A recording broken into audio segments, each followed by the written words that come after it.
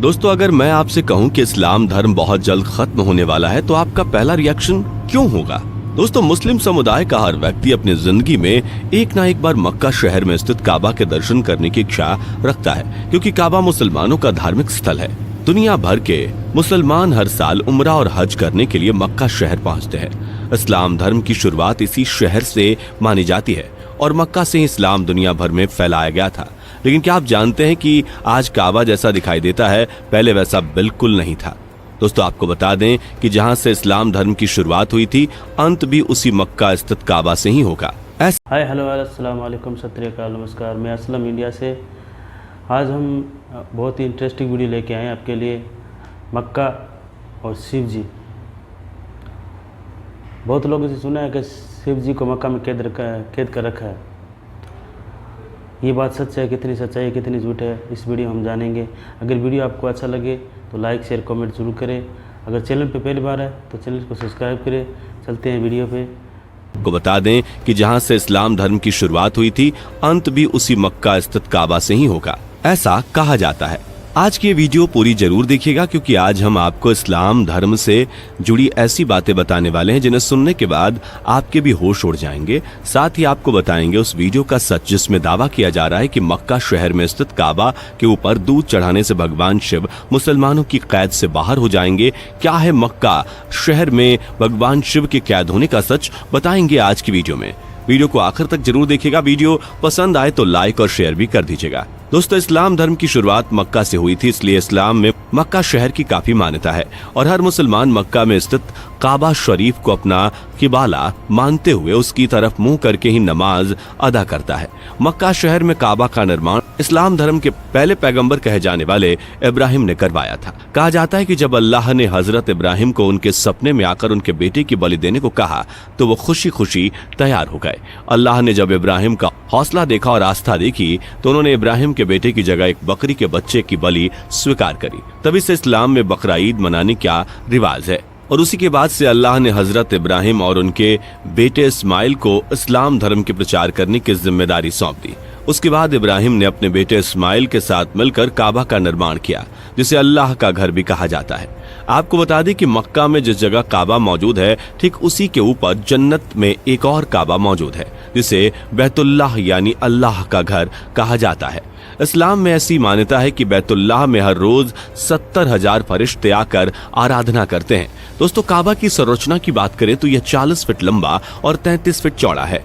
यह ग्रेफाइट पत्थर, काले पत्थर व सोने का बना हुआ है, जिसमें आने जाने के लिए सिर्फ एक दरवाजा है। काबा की पहली बनावट में 2 दरवाजे और एक खिड़की हुआ करती थी, लेकिन बाद में इसमें कई बदलाव किए गए। आखिरी बार साल 1996 में काबा की मरम्मत कराई गई थी। दोस्तों, आपको बता दें कि काबा के अंदर पूर्वी कोने में एक पत्थर लगा हुआ है, जिसे हजरे अस्वद कहा जाता है। दोस्तों, इस्लाम में ऐसी मान्यता है कि हज के दौरान जो भी मुसलमान इस हजरे अस्वद नाम के पत्थर को चूमेगा, उसके सभी गुनाह माफ हो जाएंगे। कहा जाता है कि यह पत्थर जन्नत से उतारा हुआ पत्थर है। जब यह पत्थर जन्नत से धरती पर उतारा गया तब इसका रंग दूध की तरह सफेद था, लेकिन हज के दौरान जाने वाले यात्रियों के चूमने की वजह से उसके गुनाहों से इसका रंग अब धीरे धीरे काला पड़ता जा रहा है। दोस्तों, हजरत इब्राहिम के बाद उनके बेटे इस्माइल ने इस्लाम धर्म को आगे बढ़ाया। इस्माइल के बाद मक्का शहर में इस्लाम के सबसे पूजनीय पैगंबर हजरत मोहम्मद ने इस्लाम धर्म को फैलाया और उन्होंने ही अल्लाह की भेजी गई किताब कुरान शरीफ में अल्लाह की सिखाई गई बातों को हर मुसलमान तक पहुंचाने के लिए मक्का शहर का प्रचार किया। मक्का इसलिए भी खास है क्योंकि मक्का में पैगंबर मोहम्मद का जन्म हुआ था। लेकिन मक्का शहर में इस्लाम धर्म से पहले दूसरे धर्म के लोग रहते थे जो मूर्तियों की पूजा करते थे। इसलिए कुछ वक्त के लिए पैगंबर मोहम्मद ने मक्का शहर छोड़ दिया था और मदीना जाकर रहने लगे थे। पैगंबर मोहम्मद ने अपनी इस्लामी शिक्षा जारी करते हुए इस्लाम का प्रसार करने के लिए कई जगह का भ्रमण किया और आखिर में मक्का आकर अल्लाह के पैगाम यहाँ रह रहे लोगों को सिखाए। दोस्तों, आपको बता दें कि इस्लाम धर्म में सबसे पहली हज यात्रा पैगंबर मोहम्मद ने ही की थी। पैगंबर मोहम्मद ने अपने 144 अनुयायियों के साथ काबा की परिक्रमा की थी। तब से ही काबा जाकर हर मुसलमान जिंदगी में कम से कम एक बार हज की यात्रा जरूर करता है। दोस्तों, काबा की चाबियां मक्का के शाही परिवार के पास ही रहती हैं। ये शाही परिवार सदियों से पीढ़ी दर पीढ़ी ये जिम्मेदारी संभालते आ रहा है। शाही परिवार की अनुमति के बिना काबा के दरवाजे का ताला नहीं खोला जा सकता। दोस्तों, जैसा कि आप लोगों को मालूम ही है कि मक्का शहर रेगिस्तानी इलाका है और यहाँ चारों तरफ रेत ही रेत है।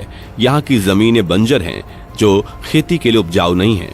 यहाँ हर साल सामान्य स्तर से भी बहुत कम बारिश होती है, लेकिन बावजूद इसके यहाँ एक पानी का कुआं है जिसे जमजम का पानी कहा जाता है। दोस्तों, जमजम के पानी का भी इस्लाम धर्म में अपना ही महत्व है। जैसा कि हिंदू धर्म में गंगा जल पवित्र माना जाता है, ठीक उसी तरह से मक्का के काबा में जमजम का पानी भी हर मुसलमान के लिए पवित्र है। आपको बता दें कि जमजम के पानी को लेकर वैज्ञानिक भी हैरान हैं, जबकि रेगिस्तान से घिरा मक्का सदियों से ही बारिश और बंजर जमीन से जूझ रहा है। फिर आकर जमजम का पानी कहां से आ रहा है और ये क्यों इतना पवित्र माना जाता है, इसलिए आपको बताते हैं। दोस्तों, कहा जाता है कि हजरत इब्राहिम अपने बेटे इस्माइल और बीबी हाजरा को मक्का शहर के रेगिस्तान में छोड़कर इस्लाम की सीख देने के लिए फिलिस्तीन निकल गए। इब्राहिम हाजरा और इस्माइल को कुछ खजूर और थोड़ा सा पानी देकर वहां से चले गए थे। कुछ वक्त गुजर जाने के बाद हजरत इब्राहिम की बीबी हाजरा तो अपनी भूख और प्यास को बर्दाश्त करती रहीं, लेकिन उनके बेटे इस्माइल से पानी की प्यास बर्दाश्त नहीं हो रही थी और ना ही भूख बर्दाश्त हो रही थी। अपने बेटे को भूख और प्यास में तड़पता देखकर इब्राहिम की बीबी हाजरा पानी ढूंढने के लिए सफा और मारवा की पहाड़ियों के बीच दौड़ लगाने लगी थी। बहुत कोशिशों के बाद भी हाजरा को पानी की एक बूंद भी नजर नहीं आई। भूख और प्यास से बेहाल हाजरा थक कर वहीं जमीन पर गिर पड़ी। कुछ वक्त बाद जैसे ही हजरत इस्माइल ने अपना पैर जमीन पर घसीटा तो जमीन के अंदर से पानी निकलने लगा। इस तरह से हजरत इब्राहिम, हाजरा और हजरत इस्माइल की अल्लाह ने जान बचाई थी। दोस्तों, कहा जाता है कि तभी से ये पानी ऐसे ही इस कुएं से निकलता जा रहा है। आपको जानकर हैरानी जरूर होगी कि जमजम का पानी पीने से बड़ी बड़ी बीमारियां ठीक हो जाती हैं। दोस्तों, वैज्ञानिक जमजम के पानी को लेकर हमेशा से ही चिंता में रहे हैं। यही कारण है कि वैज्ञानिक की एक टीम ने जमजम पानी को टेस्ट करने का मन बनाया, क्योंकि अफवाह थी कि जमजम का पानी कोई कुदरत का कुआं नहीं, बल्कि ये तो शहर के गंदे नाले से जुड़ा हुआ एक साधारण सा कुआं है। यह दावा इसलिए किया गया था क्योंकि मक्का शहर समुद्र तल से नीचे है और यह कुआं मक्का शहर के बीचों बीच स्थित है। लोगों का मानना है कि शहर के सभी नालों का पानी इस कुएं में आकर जम जाता है।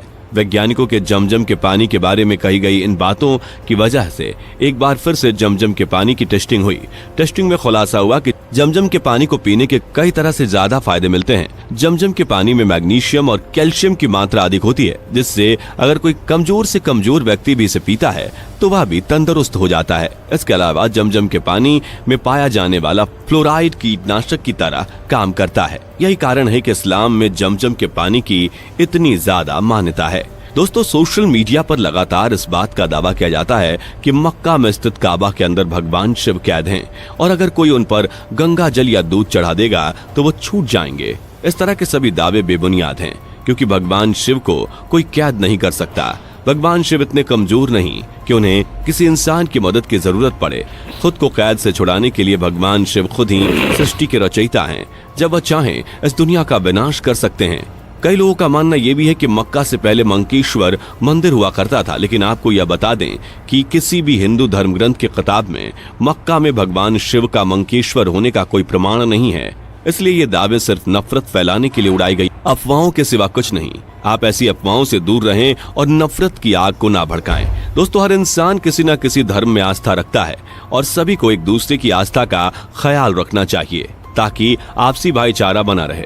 इस तरह की कोई भी खबर पहले आपको खुद वेरीफाई करनी चाहिए और बाद में उसे किसी के साथ शेयर करना चाहिए। आज की वीडियो आपको कैसी लगी हमें कमेंट कर। स्क्रीन पर 2 और वीडियोस दिखाई दे रही हैं, जिसे देखने के लिए स्क्रीन पर क्लिक करें। लाइक शेयर कमेंट जरूर करें और चैनल पर पहली बार चैनल सब्सक्राइब करें। मिलते हैं अगले वीडियो में, तब तक के लिए अस्सलाम वालेकुम।